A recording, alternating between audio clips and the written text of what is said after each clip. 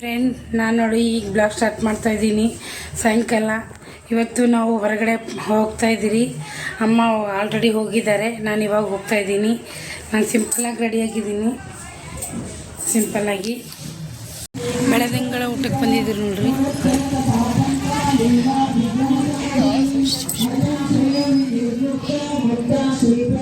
ಆಯ್ತು ನೋಡ್ರಿ, ಬೆಳೆದಿಂಗಳ ಊಟ ಆಗಿ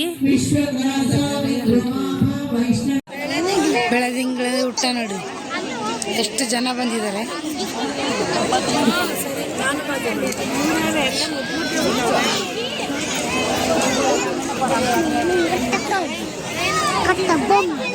ಊಟ ಮಾಡೋಣ, ಬೆಳೆದಿಂಗಳ ಊಟ. ಅಮ್ಮ ಬಂದಿದ್ದಾರೆ. ಚೆನ್ನಾಗೈತಾ ಅಮ್ಮ? ಚೆನ್ನಾಗೈತಾ?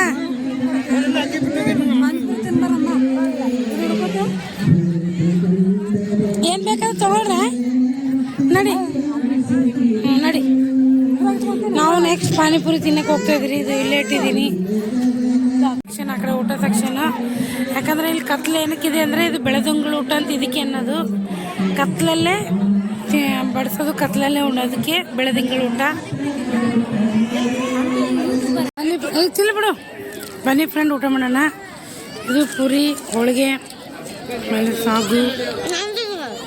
ನಿಂದನೂ ಮಾಡ್ತೀನಪ್ಪ. ನೋಡ್ರಿ, ಬಾ ಊಟ ಕರೆಯಲ್ಲ.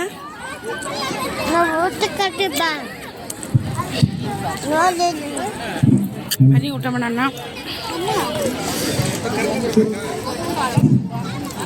ಪಲಾವನ್ನು ಹೋಗ್ಕೊಂಬ. ಸಾರು, ಹಪ್ಪಳ, ಪಲಾವು, ಮೊಸರು ಬಜ್ಜಿ ಇಷ್ಟೆಲ್ಲ ಮಾಡಿದ್ದಾರೆ ನೋಡ್ರಿ. ಪಾನಿಪುರಿ ಮತ್ತಂದ್ರೆ ಏನು?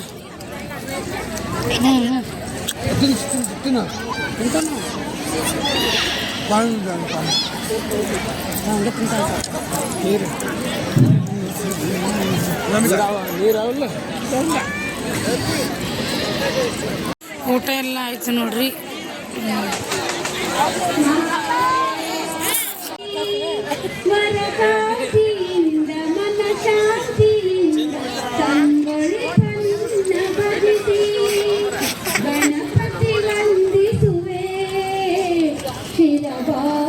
ಬೆಳೆದಿಂಗಳ ಊಟಕ್ಕೆ ನಾವೆಲ್ಲರೂ ಬಂದಿದ್ರಿ.